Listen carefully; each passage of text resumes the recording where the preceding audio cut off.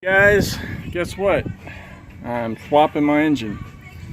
It's been leaking too much oil, obviously, and it needs it, so it's getting it. And like anything with the Jeep, it is freaking oily.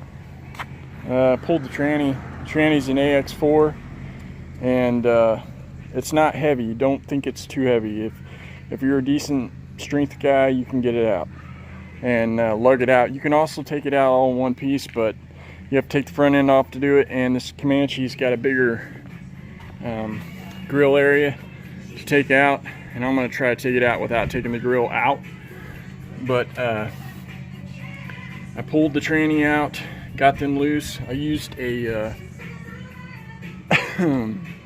a swivel right here and got the top bolts out after I lowered it down. And they're bolts, they're not freaking Torx like they put in the later ones. Also, I went ahead and pulled the head off because I wanted to see what it looked like inside. Obviously, I can see it's been burning oil. I went ahead and pulled a few things off of it. What was happening with this truck, it's running and everything like that, but it was going through more and more oil.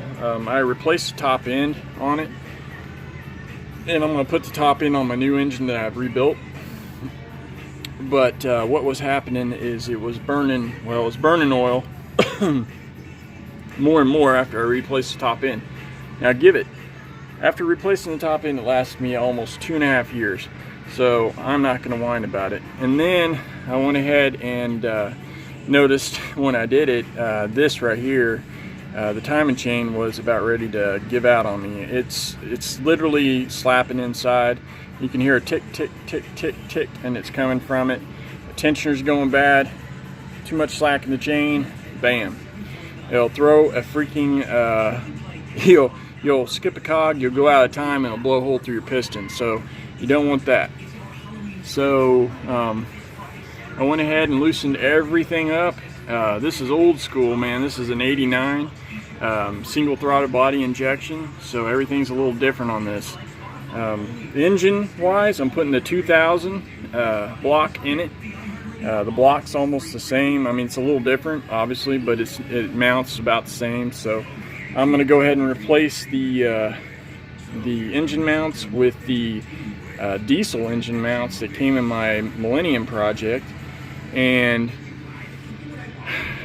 the list goes on. But I'll be showing you guys a little bit here and there. I'm not going to show you everything because it just takes so much time, and I'm kind of in a rush. This is my daily driver, believe it or not, that I drive every day, 21 miles one way, so it's 42 miles a day. And she's done good to me, man. It's been a good MJ. But this renix motor is going to get pulled. I've got one board 20 over. I've got a dual Chloe's timing chain. It's going in this baby. So I'm just gonna, I've got the hard part almost done, pulling this crap out, and you know, now it's gonna be just going over this, cleaning everything up a little bit. And you know, my transmission, I've got to put a new clutch. I got a new clutch, I got a new flywheel, I got a new slave cylinder coming.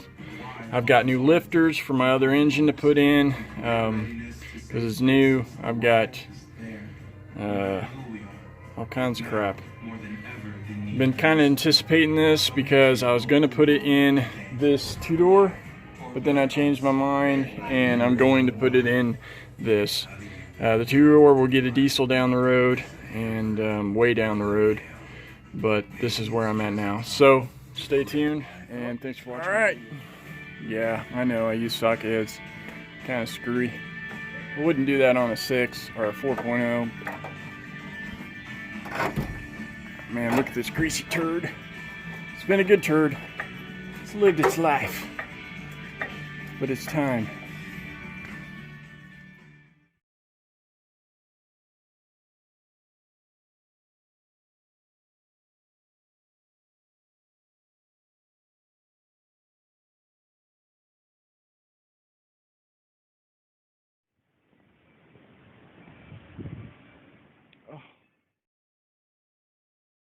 It's Lonnie from Jeep Extreme. Well, I finally got around to swapping this engine, and it's a work in progress, but it took some time and it's going to take some mods. I built this engine, I don't know, I guess it's been about 1.5 years ago, and I was going to put it in Project Millennium, but I've changed my mind and I'm going to do a diesel. That's why it's green and goes in a red truck just great, but I didn't have time to paint the engine bay or do a bunch of stuff, so anyway, quick rundown. I'm keeping the single throttle body injection. I have the fuel injection and all that, but that'd take time to swap the ECM and everything else out to make it work.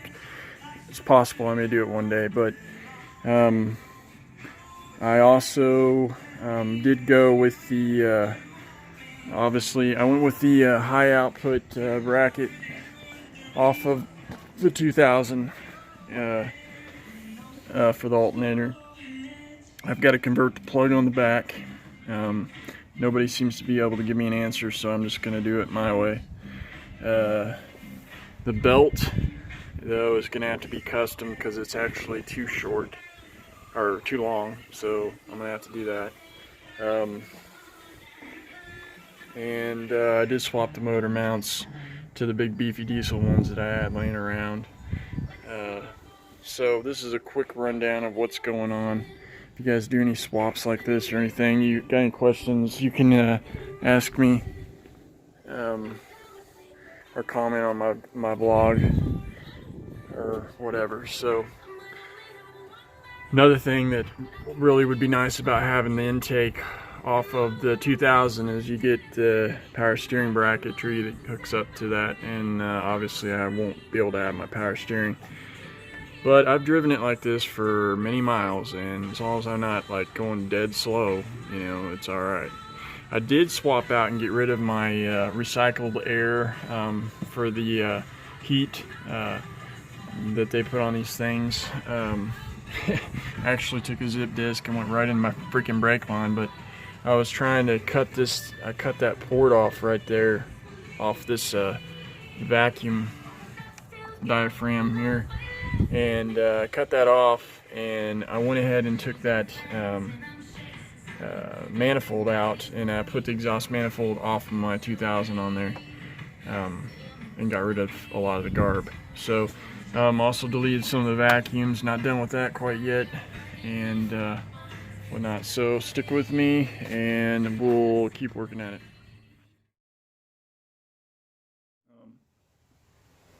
I'm rebuilding this truck, and I want to show you guys a little bit of what I'm doing. I'm in a hurry trying to get this done and everything, so I haven't been able to go over everything, but I'm going to try to explain everything to you as far as what I'm doing and whatnot. It's pretty simple. It's not like crazy. I have an AX4 in the Jeep Comanche, and that's the transmission right there, that greasy thing. And what I'm doing is converting it to an external slave clutch. How you do that is you get an AX5 bell housing for your AX4 if you want to keep the AX4, and you just, you know, take your transmission loose. What's cool about these older ones is they're bolts on the top. You don't have those, or you don't have those you got the hex. You don't have those freaking stars at the top. Man, they're a pain on those newer models. They make it to where it's harder to work on them. But this was easy, and this thing you can lift pretty much by yourself with a, you know, I mean, just pull it out. If you're somewhat strong, you can get it out of there and just cradle it down your chest and swing her over. But what you're going to need is you're going to need the bell housing off an AX5, and that's what I got. I went ahead and swapped my cam positioning sensor, got the fork with it when I bought the bell housing, and then I got a new clutch, new flywheel, and everything. And the clutch kit that I got was a Luck clutch kit. Come with this new throwout bearing that just springs in on the fork. The only thing I didn't have was a little bitty retainer spring that you gotta have for the one side of the fork, which is this little thing right here. You gotta have that. That was $5 at Chrysler just for that little bitty thing. So And then you gotta have, the big one is you gotta have this piece right here, which I got for $69.95 on Amazon. It's a true Mopar part. I think this is the part number right here.